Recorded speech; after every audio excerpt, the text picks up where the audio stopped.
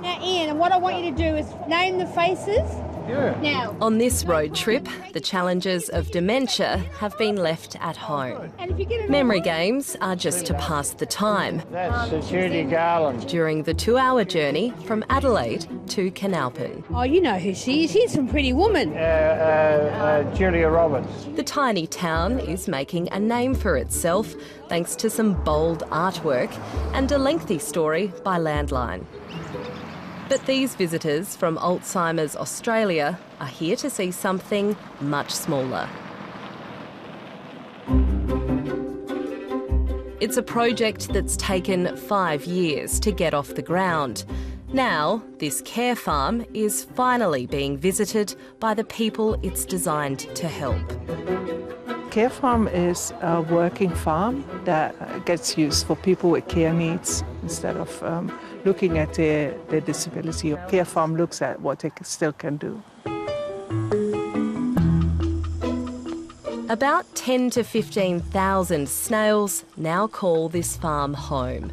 Keeping track of the exact number is tricky. Well, there seems to be lots of babies now. Grant funding turned Claudia's vision into reality. It's also helped employ a project officer, Narelle Sturm. Oh, wow, that's My sister used to think it was great fun to chase me around the yard with snails, and I was so petrified of them.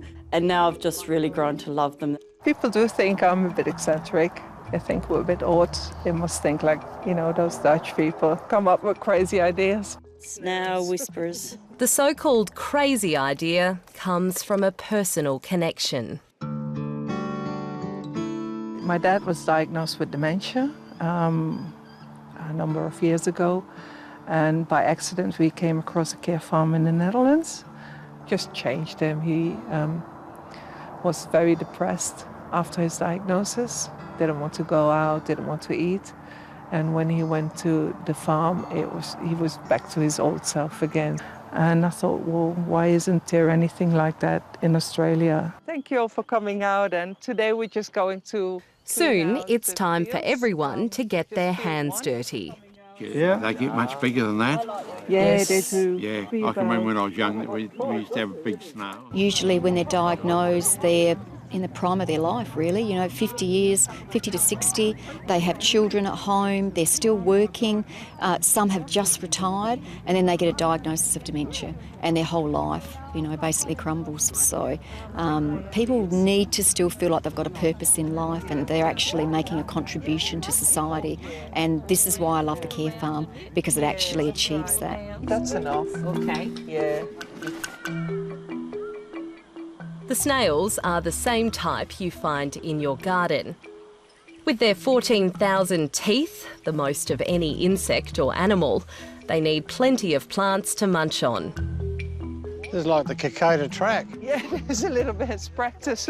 Yeah. Give you exercise. Ah. These snails are also fed a grain and milk powder mix for extra calcium. What's under here? Oh, hello. I've seen guys come out that are a little bit reserved, not really sure about this farming idea and what are we going to be doing, and when they get out there, they think it's wonderful. They're cute, aren't they? They are. It's called Andrew. It's very slow, this one. While snails are almost completely deaf and blind, another important job of snail farming is rounding up any escapees. You've got to be very vigilant here, and you've got to get them before they attack you. Anyone found one yet? Whoops. They do not respond well to being trodden on by 110, 12 kilos. This care farm isn't nearly as big as some of the ones operating in places like Europe. The plan is to expand it, but as operating costs go up, relying on grant funding won't be enough.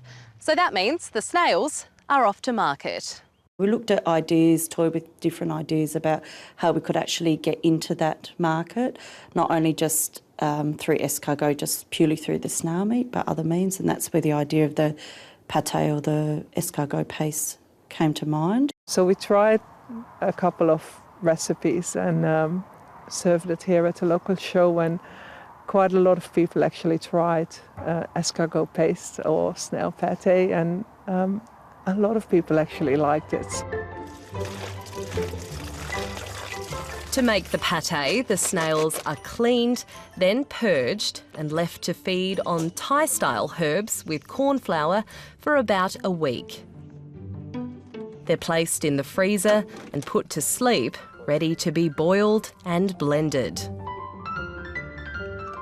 So you can see that there's a bit of garlic mixed in as well and a bit of chilli as well. Chili, coriander. A lot of the natural flavours though, isn't It's it? beautiful, yeah. Let's give it a try. No worries. Cheers. Yes.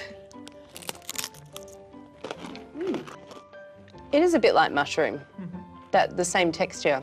It's got a very earthy taste to it. And the Romans have been eating it. You know, Europeans have been eating it for centuries. Australia needs to catch up, start eating snails. Yeah. You want to taste some of the snail pâté? Oh, yes. I think it tastes a bit like mushrooms. It's very nutty. The pâté goes down well with the visiting taste testers. Tastes a bit snaily. Snaily. No, it's very nice. Many hope it could be the key to keeping the farm going. Aren't you a pretty boy? Or girl? It's amazing when you look around and you see it actually, it has become reality.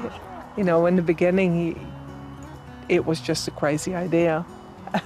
And now it's heartwarming to see that.